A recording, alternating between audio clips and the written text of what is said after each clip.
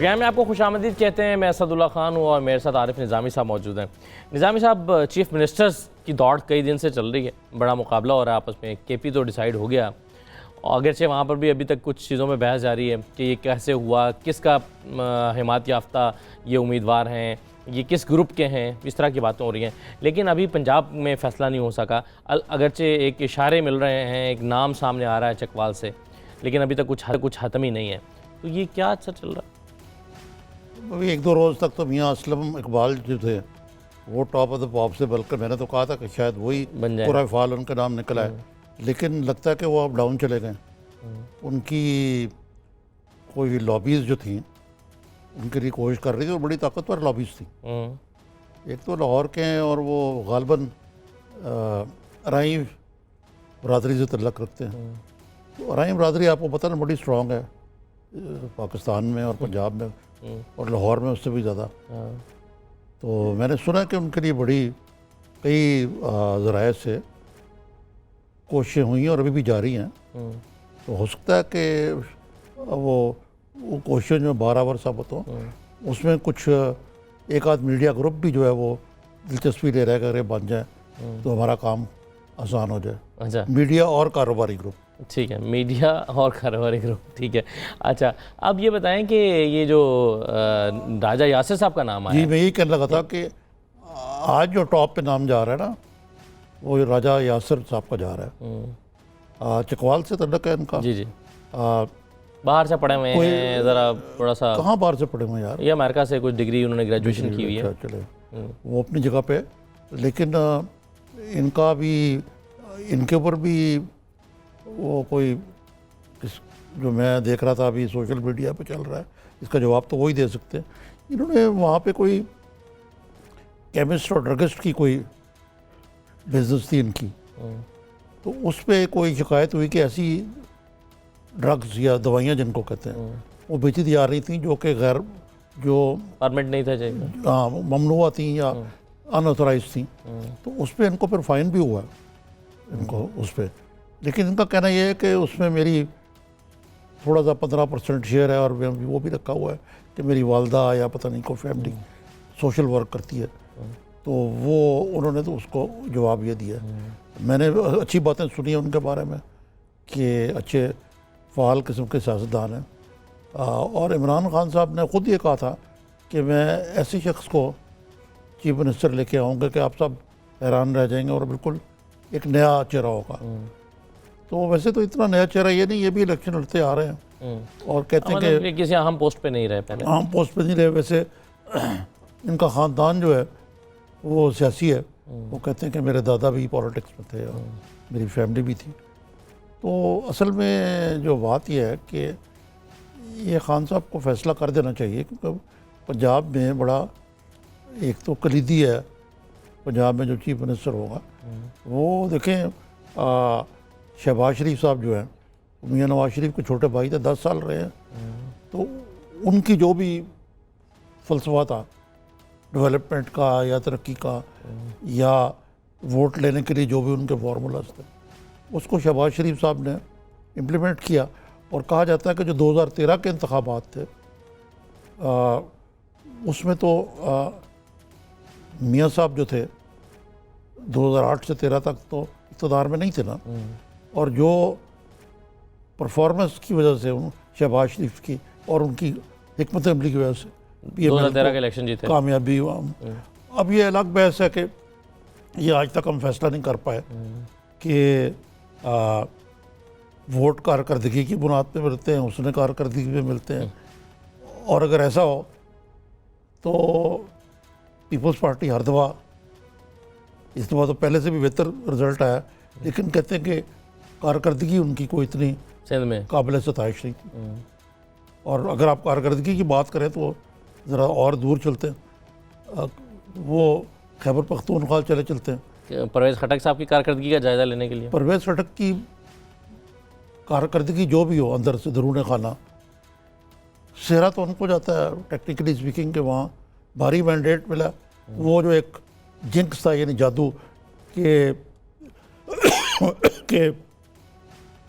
खैबर पख्तूनख्वा में कोई हुकूमत दूसरी दफ़ा इलेक्ट नहीं होती, वो भी टूटा। लेकिन इमरान खान साहब ने उनको दोबारा वज़ीर आला नहीं बनाया। दोबारा वज़ीर आला नहीं बनाया। और उसकी वजह एक है या एक से ज़्यादा?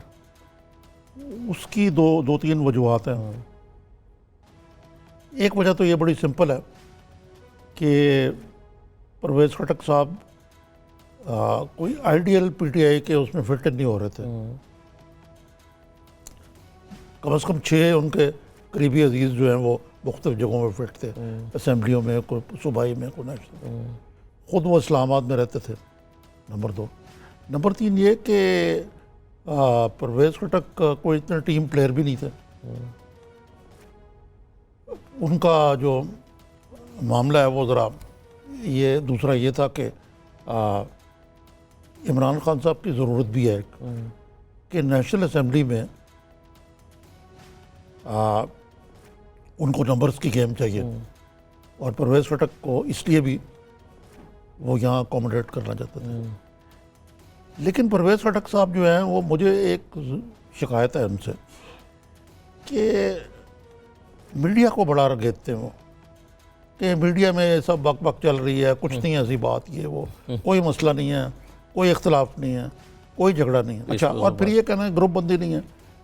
आतिफ खान साहब जो हैं वो फर्स्ट चॉइस थे इमरान खान साहब, और इनके मुखालिफ थे। उन्होंने कहा अगर मैं नहीं होऊंगा तो ये भी नहीं होगा, ना खेलेंगे ना खेलन दबाएंगे। यही बात हुई ना। और वहाँ से फिर महमूद खान साहब निकला है। तो महमूद खान साहब परवेज़ खटक की चॉइस है या इमरान खान की? मेरा ख्याल है चॉइस तो इमरान खान की है। जैसे पीटीआई वाले सारे कहते हैं कि जी बॉस इज़ ऑलवेज राइट, और जो वो फैसला करेंगे काबिल कबूल है। बल्कि शायद एक रहनुमा ने तो हमारे ही चैनल पे आगे कहा था कि मैं तो ओहदे का ख्वाहिशमंद ही नहीं हूँ। अपना जो है, जो लाहौर से इलेक्ट हुए हैं, शफकत महमूद साहब, उन्होंने कहा था कि अगर मुझे कोई ओहदा भी नहीं देंगे तो मैं खिदमत। वैसे तो सभी ये कहते हैं, ये तो पीटीआई के फिगर ऑफ स्पीच है ना। तो इमरान खान की चॉइस तो यकीनन है, लेकिन परवेज़ खटक के लिए ये काबिल कबूल थे, तो इसलिए ये। परवेज़ खटक की मेरा ख्याल है जो स्ट्रेंथ है वही उनकी वीकनेस भी है इमरान खान के नज़दीक। स्ट्रेंथ उनकी है कि वो रिवायती सियासतदान है और वहाँ पर ज़रा ग्रुप बंदी, धड़े बंदी, वो चीज़ें कर सकते हैं। और मेरा ख्याल है इमरान खान के नज़दीक यही उनकी कमज़ोर पहलू भी है कि भाई इस तरह का रिवायती सियासतदान हमें नहीं चाहिए, हमें ज़रा कोई रेवोल्यूशनरी बंदा चाहिए। एक और चीज़ जो है रेवोल्यूशनरी, तो देखें महमूद खान भी नहीं है फ्रैंकली स्पीकिंग। हाँ, मतलब ये कि नज़रियात ही कह लें चलें कि हमें कोई पुराना हमारा साथ चलने वाला या कोई नया फ्रेश फेस, ये आपको ऐसा ऐसा पता लग जाएगा कि कोई नज़रिया वज़रिया जो है काउंट नहीं करता। ये एक एंड ऑफ हिस्ट्री हो चुकी हुई है। नहीं, वो जो नज़रिया वाला दौर था ना, वो चला गया, वो ख़त्म हो चुका हुआ है। दाएं बाजू बाएं बाजू, ये इधर उधर, अब एक ही नज़रिया है, पावर। लेकिन एक और चीज़ जो मैं आपको कहता चलूँ, ये इमरान खान साहब की नहीं मैं बात कर रहा, ये जनरली लीडर्स की कमज़ोरी होती है कि वो, जैसे कि मैंने कहा ना कि वो कहते हैं हम जो इमरान खान, कि ये जो मैंडेट मिला है खान साहब को, ये खान साहब की वजह से मिला है। वोट पीटीआई को पड़े, खब्बा एलिमेंट, परवेज़ खटक को नहीं पड़े।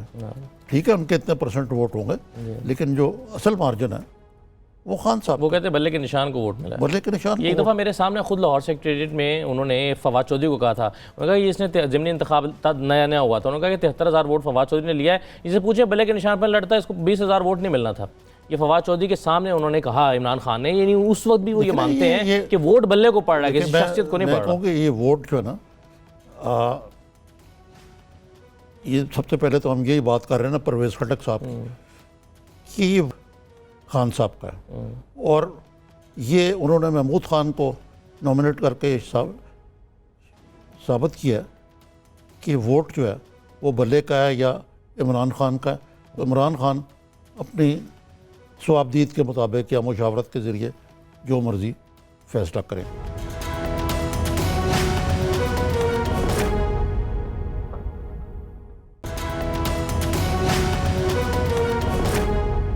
फवाद चौधरी साहब, खुशामदीद कहते हैं प्रोग्राम में आपको। जी अस्सलाम वालेकुम। सलामुअलैकुम चौधरी साहब, कैसे मिजाज हैं? सारे मसाइल हल कर रहे हैं आपके? नहीं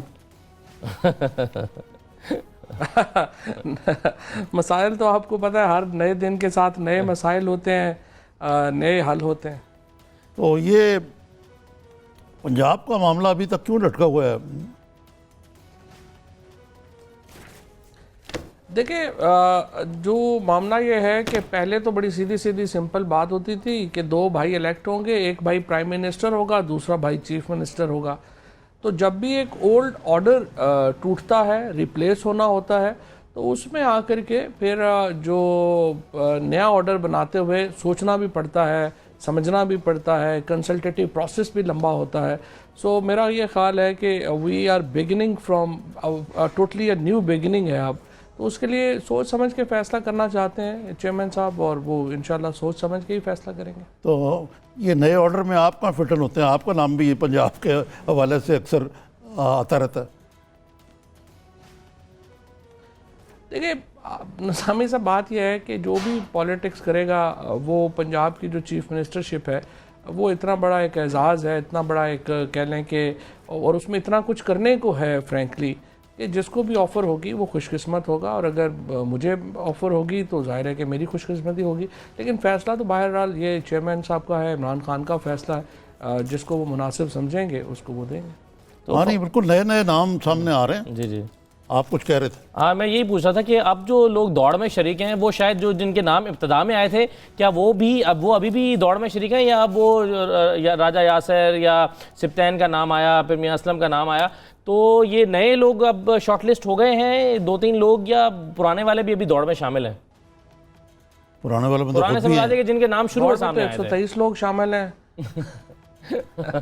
नहीं, ऐसा तो नहीं होगा सर। जिसका जितना नहीं, मेरा ये ख्याल है कि अब तो यही हो गया है कि काफ़ी लोग हैं। लेकिन अब देखना यही है कि चेयरमैन जब फैसला करेंगे तो वो किसका फैसला करते हैं। तमाम लोग उनके देखे भाले परखे हुए हैं और उन्होंने फैसला करना है। अब ये तो एक जो है उनकी जो डिसीजन मेकिंग है, वो उसका एक इम्तिहान भी है डिसीजन मेकिंग। उन्होंने बड़ी बड़ी एज ए प्राइम मिनिस्टर आगे और बड़े बड़े फैसले भी करने हैं, अभी अपॉइंटमेंट्स के भी बड़े फैसले करने हैं। तो बंदे का वो कहते हैं higher the profit higher the risk. तो आप जितने बड़े ओहदे पे होते हैं उतनी बड़ी जिम्मेदारियां होती हैं और उतने बड़े फैसले होते हैं। जाहिर है कि वो अब एक उसी प्रोसेस से गुजर रहे हैं और अल्लाह ताला की मदद उनके शामिल हाल हो और वो दुरुस्त फैसले कर सकें। फवाद चौधरी साहब, ये तो बात आपकी बिल्कुल दुरुस्त है कि हम अभी ये डिस्कस कर रहे थे, अभी आप तशरीफ़ नहीं लाए थे, कि जो पंजाब के चीफ मिनिस्टर का फ़ैसला है ये बड़ा कलीदी है, क्योंकि ये आइंदा आने वाले जो आपका पीरियड है इक़्तिदार का और उससे अगले इलेक्शन में भी इसका बड़ा बुनियादी इम्पैक्ट होगा। जिस तरह गलत या सही नवाज शरीफ के भाई जो हैं उनके लिए एक सोर्स ऑफ स्ट्रेंथ थे, वो एक फैमिली लेवल पे भी था लेकिन एक ऑपरेशनल लेवल पे भी था। तो उस लिहाज से ये एक बड़ा नाजुक लेकिन और बड़ा अहम फैसला है। आपके नज़दीक इसमें ये ख़ास तौर पर जो असेंबली है ये ऑलमोस्ट 50-50 डिवाइडेड है। अगरचे इंडिपेंडेंट्स आपके आ गए हैं तो आपको बड़ी बड़ी थिन मेजॉरिटी है, तो एक नया एलिमेंट भी आ गया, how to deal with the opposition. क्या इस चीज़ को भी मद्देनज़र रखा जा रहा है? प्लस ये कि बाकी तो ही must be committed to the PTI's philosophy of development and progress. नहीं, आपकी बात बिल्कुल दुरुस्त है और पंजाब जो है वो बिल्कुल एक कह लें कि हमारी जो एक पॉलिटिकल स्पेक्ट्रम है, हमारी जो सियासत का शतरंज है, उसमें अगर कोई शाह मोहरा है तो वो पंजाब की सियासत है। और अगर आप पंजाब की सियासत को कोई भी जो मेरा ख्याल है लीडर है वो कैजुअली लेने की कोशिश, या कह लें कि अगर वो उसको कैजुअली लेगा तो ऑब्वियसली वो मात खाने का बिल्कुल तैयार रहे। इसीलिए उसके ऊपर बहुत गौर की ज़रूरत होती है, इसीलिए इसके ऊपर बहुत तवज्जो की ज़रूरत है। और पंजाब की सियासत में बहुत बड़े बड़े चैलेंजेस हैं। शहबाज शरीफ साहब यहाँ पर बहुत लंबा अरसा उन्होंने हुकूमत की है 10 साल, और उसकी वजह से उनका एक कद है पंजाब में, और 10 साल से तो वो लगातार हैं। इससे पहले भी अगर आप देखें तो वो वज़ीर आला रह चुके हैं। फिर जब वैदर वाइन साहब चीफ मिनिस्टर थे उस वक्त भी डिफेक्टो चीफ मिनिस्टर तो शहबाज शरीफ साहब ही थे। सो पंजाब की अगर तारीख को आप सामने रखेंगे तो जो एक बहुत बड़ी ब्यूरोक्रेसी है, जिसकी पर्सनल लॉयल्टी है हाउस ऑफ शरीफ के साथ, एक बहुत बड़ा एलिमेंट है। इवन जिन लोगों को उन्होंने बहुत ही निचले ग्रेड्स में भर्ती किया, वो भी अब बहुत सीनियर लेवल के ऊपर हैं। सो पंजाब के चैलेंजेस पॉलिटिकल भी हैं, एडमिनिस्ट्रेटिव भी हैं, और फिर जितना बड़ा पंजाब है, आप ज़ाहिर है 10-12 करोड़ का सूबा है, ये तो जो चीफ मिनिस्टर पंजाब है वो बाद सूरतों में तो ज़्यादा पावरफुल हो जाता है प्राइम मिनिस्टर से भी, इस्लामाबाद से भी, क्योंकि जो रूल्स ऑफ बिजनेस हैं वो इस तरह से ड्राफ्टेड हैं कि उसमें चीफ मिनिस्टर और चीफ सेक्रेटरी जो हैं वो इतने पावरफुल हैं कि वो कुछ भी कर सकते हैं। लिहाजा एक तो ज़ाहिर है कि निज़ाम को रीवैम्प करने की भी ज़रूरत है, लोकल गवर्नमेंट को बहाल करने की ज़रूरत है, पैसे को सही जगह पे लगाने की ज़रूरत है। अब ये वो फैसले हैं जो नए चीफ मिनिस्टर को आके करने होंगे, बड़ा सोच समझ के करने होंगे, और उससे पहले इमरान खान साहब को करना होगा कि आखिर वो नया चीफ मिनिस्टर होगा कौन। ठीक है फवाद साहब, एक मुख्तसर सा ब्रेक ले रहे हैं। ब्रेक के बाद वापस आके ज़रा उनसे पूछेंगे कि इमरान खान साहब जो हैं वो लाहौर में N131 साद रफ़ीक साहब वाला हल्का खुलने क्यों नहीं दे रहे। ये शिकवा PMLN वाले कर रहे हैं। एक मुख्तसर ब्रेक के बाद इस पर बात करते हैं।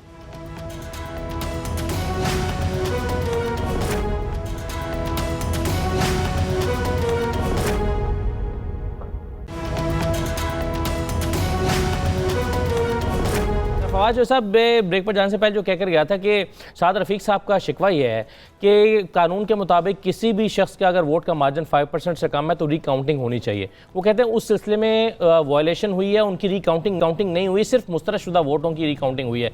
और जब वो अदालत में गए तो आप उनके पीछे चले गए कि जनाब इसको ना खोला जाए। अब PMLN वाले कह रहे हैं कि आपने जो पहली तकरीर में वादा किया था कि हम आपसे हर जगह पर ताउन, हम हर हल्का खोलने के लिए तैयार हैं, आप उस वादे से मुकर गए हैं।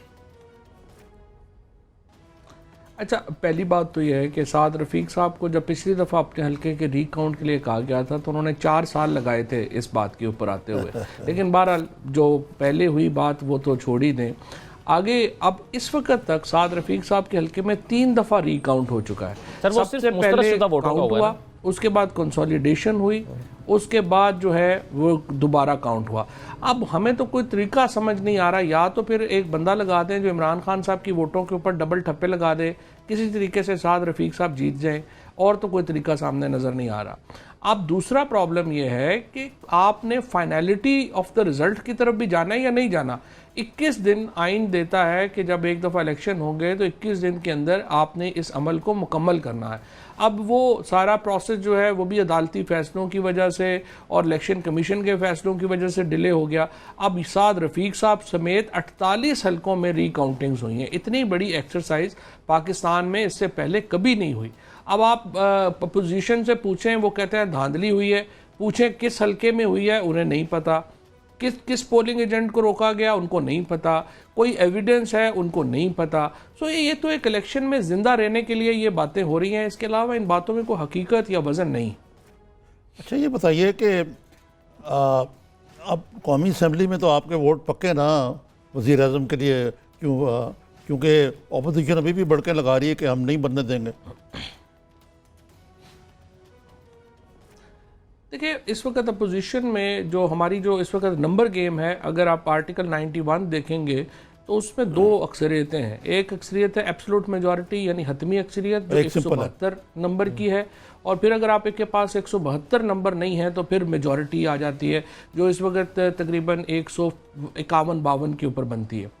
आज जो मुलाकातें हुई हैं अभी जहांगीर तरीन साहब की और शाह महमूद कुरैशी साहब की कराची में, उसके बाद हमारा नंबर जो है वो 179 और 181 के दरमियान होगा। ये मैं नंबर आपको क्यों कह रहा हूँ कि इसके दरमियान होगा, क्योंकि जो सीटें खाली करनी हैं वो 7 सीटें तो हतमी हैं कि खाली होंगी, लेकिन 1 या 2 सीटें ऐसी हैं जिनके ऊपर अभी सोच बचार है कि वो खाली होंगी या नहीं होंगी। लिहाजा या नंबर हमारा 179 होगा असम्बली में, या 180 और 81 होगा।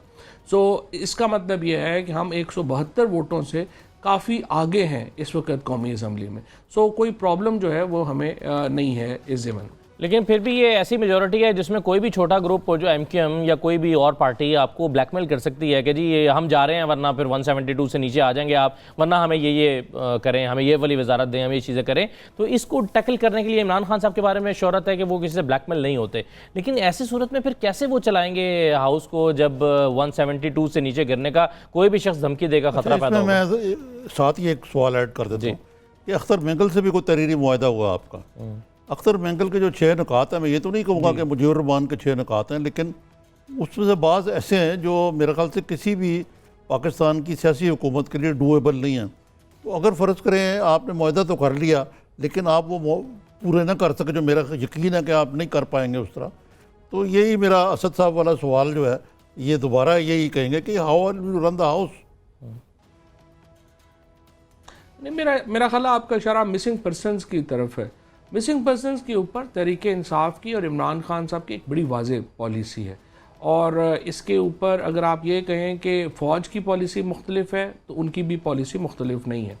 मामला ये है कि बहुत दफ़ा ये हुआ है कि इल्ज़ामात लगे हैं कि वो लोगों को उठाया गया है, उनको अदालती प्रोसेस जो है उनके साथ नहीं किया गया। जो वहाँ पर भी मिसिंग पर्सनस का मामला है वो भी यही है।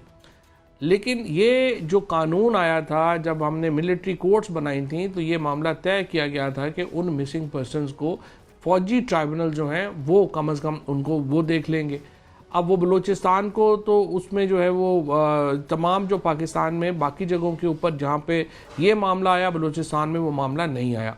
उसके बाद मिसिंग पर्सनस के ऊपर एक ट्राइब्यूनल बना, पता चला कि जो नंबर बताया जा रहा है उससे बहुत कम तादाद में मिसिंग पर्सन थे, क्योंकि बहुत सारे लोग अपनी मर्ज़ी से चले गए हुए थे, कोई कहीं चला गया था, कहीं चला गया था। सो इसमें तहकीकात के ऊपर किसी को कोई प्रॉब्लम नहीं है, चाहे वो सिविल हुकूमत हो, चाहे वो हमारे मिलिट्री कंपोनेंट हो। जो लोग उसमें बेगुनाह हैं, जो लोग जो है उनको सफ़र किया है उन्होंने, उनको इंसाफ मिलना चाहिए और उनको इंसाफ मिलेगा, और इसके ऊपर हमारी बड़ी क्लैरिटी है। अच्छा फवाद साहब, ये तय हो गया है कि पोर्टफोलियोज किसको कौन से मिल रहे हैं? इस पर डिस्कशन जारी है, कुछ तय हो गया है, कुछ होना बाकी है, या अभी इस पर डिस्कशन पार्टी के अंदर शुरू ही नहीं हुई?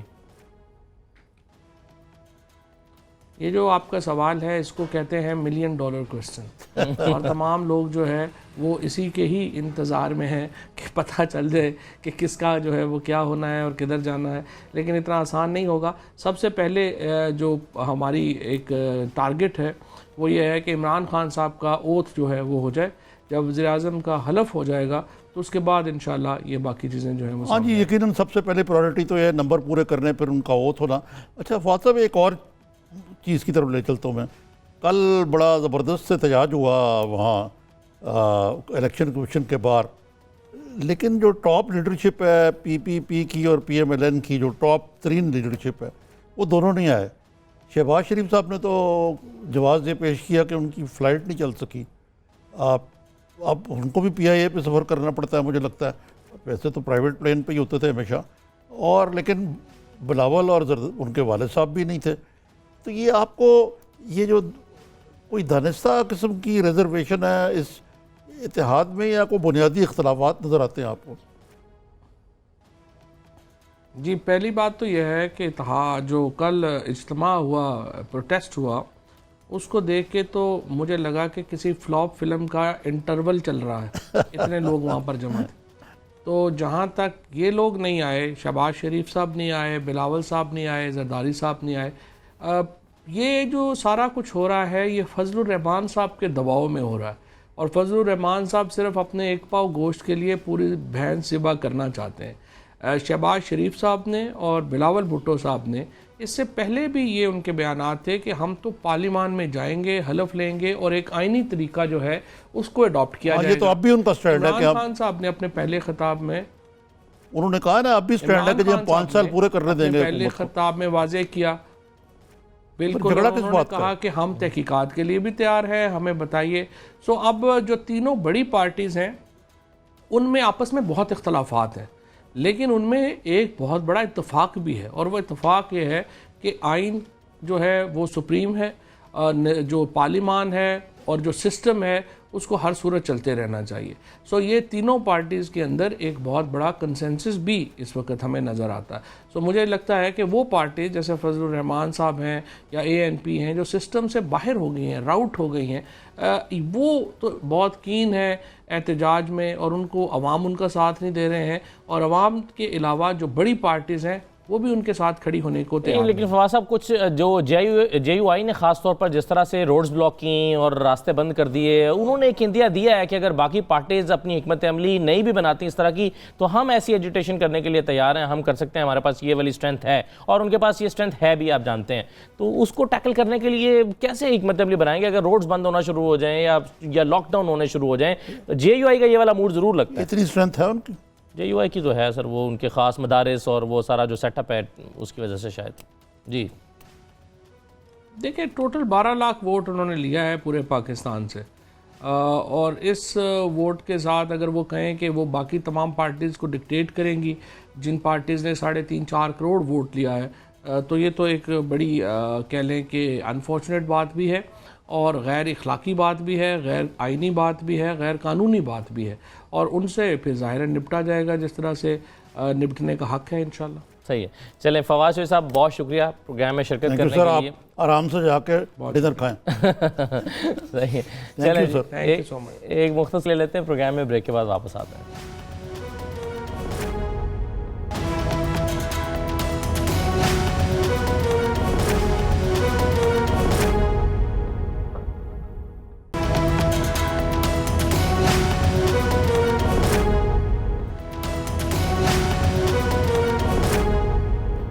के बाद दोबारा खुशामदीद निज़ाम साहब। एक तो मैं अब अगले मौज़ूआत की जानिब से पहले वो जो कल बात हो रही थी और अभी आपने सवाल भी किया था कि इस्लामाबाद का मौसम ख़राब था जिसकी वजह से शहबाज शरीफ साहब जो हैं वो नहीं जा सके थे, और कल भी आपने भी कहा, शेर रहमान ने भी कहा मौसम तो ख़राब था, लेकिन द मीन वाइल मैंने फिर चेक किया कि इस्लामाबाद, लाहौर और कराची से आने वाली बाकी जितनी कमर्शियल फ़्लाइट्स थी सारी उस दौरान में वहाँ पर लैंड कर रही थी, यानी मौसम ऐसा ख़राब नहीं था कि कोई तैयारा लैंड ना कर सके। तो शहबाज शरीफ साहब जो हैं उसकी ये बात कोई जस्टिफाइबल नहीं माफ़ कर दें उनको। तो इसलिए मैंने कहा इसको ज़रा मैंने कहा ज़रा मैं वजाहत करता चलूँ क्योंकि आपने अभी जो फवाद चौधरी से भी बात की थी। एनीवे, अच्छा निज़ामी साहब, अब एक तो यह है कि पंजाब में 196 वो बता रहे हैं कि हमारे लोग हैं, यानी कोई को 8-10 लोग ज़्यादा हुए मतलूबा जो तादाद है, लेकिन वफाक में उससे ज़्यादा सूरत हाल गंभीर है। उसकी वजह कि 179 अगर हैं तो ये मुश्किल से कुछ 6-7 लोग बनते हैं जो इजाफी हैं इनके पास। अब 6-7 का मतलब है कि अब जैसे MQM ने उन्होंने पोर्ट एंड शिपिंग की वजारत मांग ली।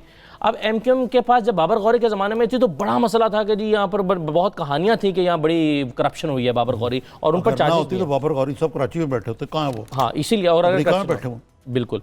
अब इसका मतलब ये है MQM जो है उन्होंने तो देखे ना, बाकी देखे ना, मैं आपसे आज प्रोग्राम से पहले ये बात कर रहा था कि ये तो नहीं कह सकते कि सारे सियासतदान करप्ट हैं, लेकिन जिधर भी आप हाथ लगाएं आपको कुछ ना कुछ स्कैंडल नज़र आता है। मतलब अब यासर राजा साहब को ही पता लगा कि वो ये है, फिर वो जो 18 लाख वाला मामला जो नहीं, उसकी वजह से मैं वजाहत कर दूं, उन्होंने उनकी बात समझ में आती है। उन्होंने ये कहा कि उस वक्त, मैं ये कहने की कोशिश नहीं कर, मैं कह रहा हूँ एवरीवन हैज़ स्मॉल और big skeletons in their cupboard, ये खेल ही ऐसा है सियासत।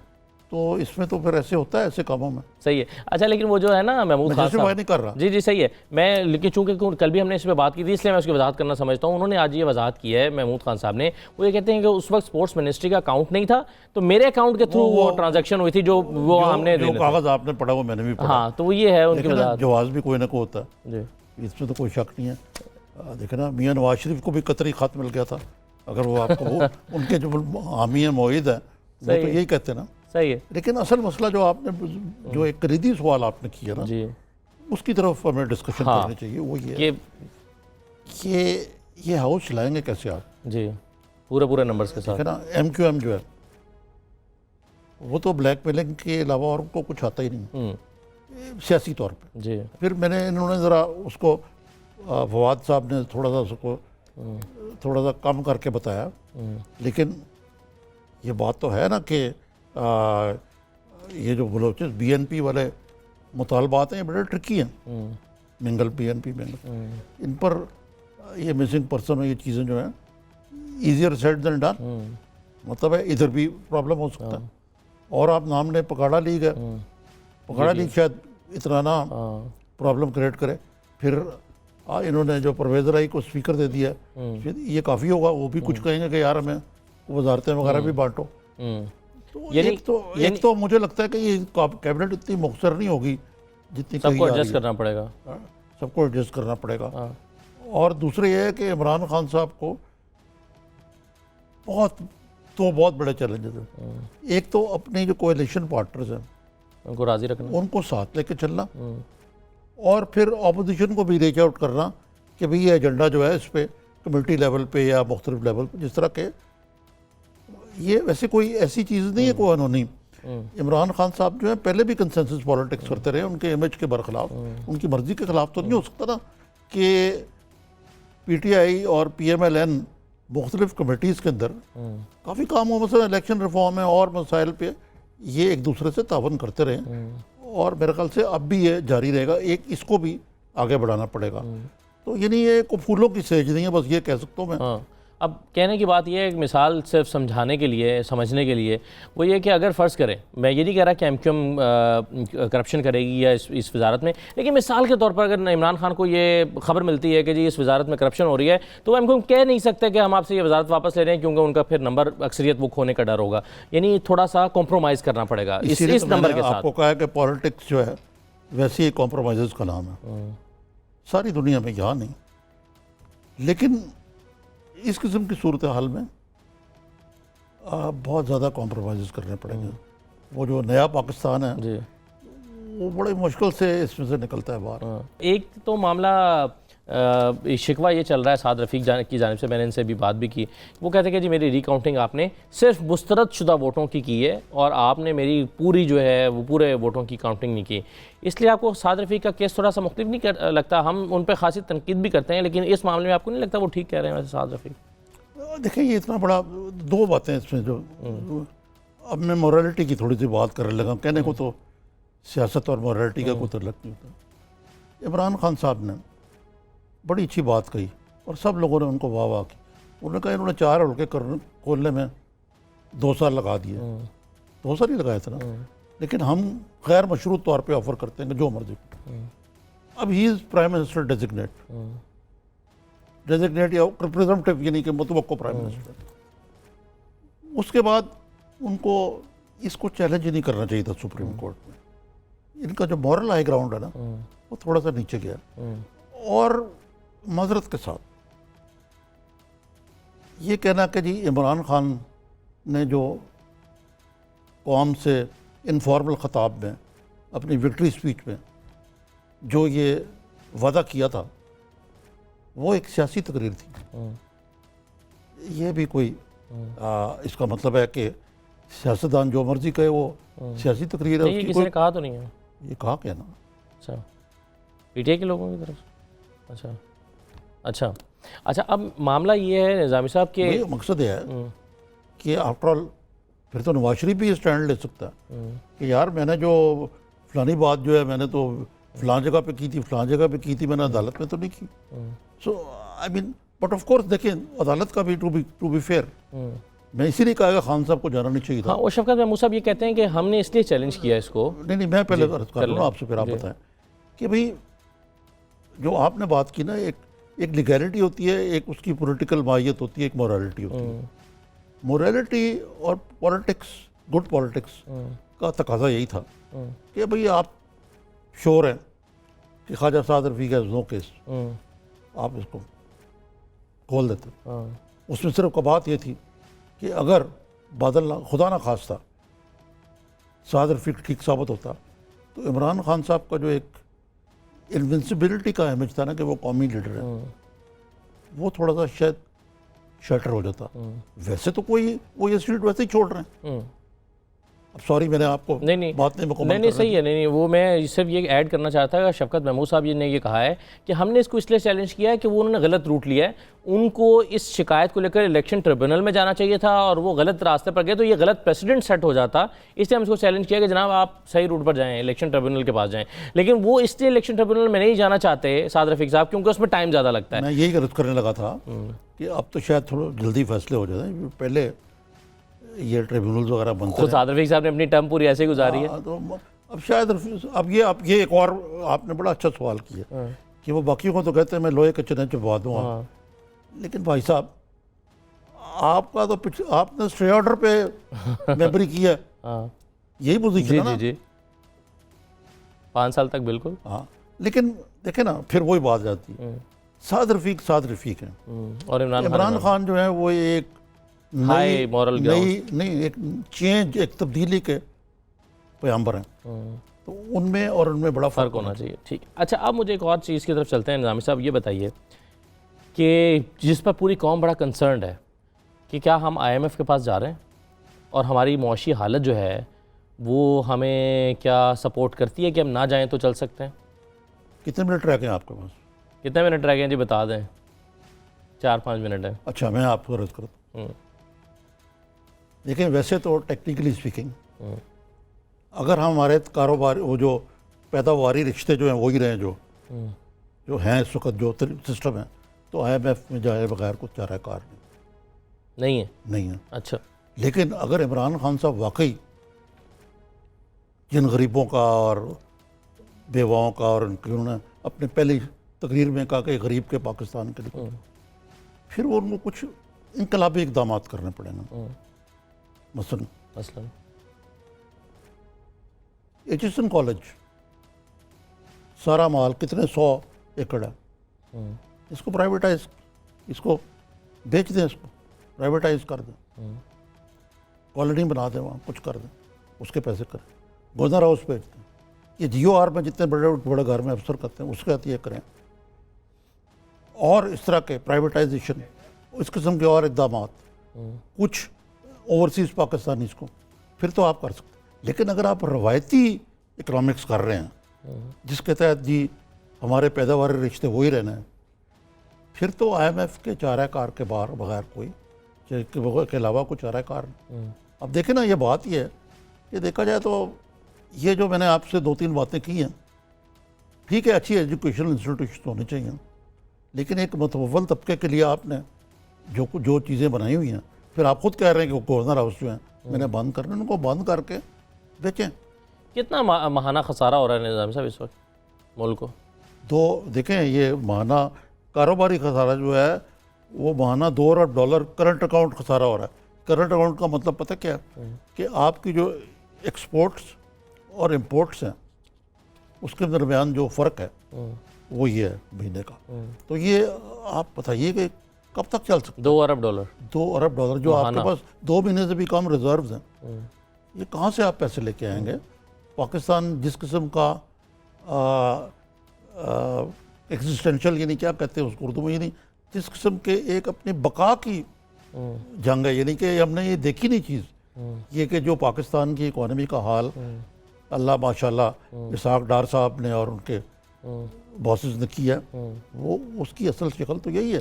लेकिन आप इमरान खान साहब को तो ब्लेम नहीं कर सकते ना इसके लिए। अब वो कह रहे हैं अब जरा आपको देखते हैं ना, आप चला के दिखाएं कि आप कैसे चलाते हैं इस इकोनॉमी के साथ मुल्क। देखिए ना, तो आप एक यानी कि आपने बेड़ागर कर दिया और आप कह रहे हैं कि अब आप जरा चला के तो दिखाएं। सेमिनार हुआ जिसमें ये तजवीज़ दी गई कि हमें अपनी इकनॉमिक पॉलिसीज़ जो हैं, अपनी जो खारजा पॉलिसी अपने इकनॉमिक ज़रूरत के मुताबिक करनी चाहिए। तो किसी ने कहा जी इसमें फ़ौज यूँ नहीं है, ये है वो है, तो उन्होंने कहा जी हम एक पेज पे, और फ़ौज कब भी यही चाहती है, पाक फ़ौज यही चाहती है कि पाकिस्तान की इकॉनमी बूस्ट करे।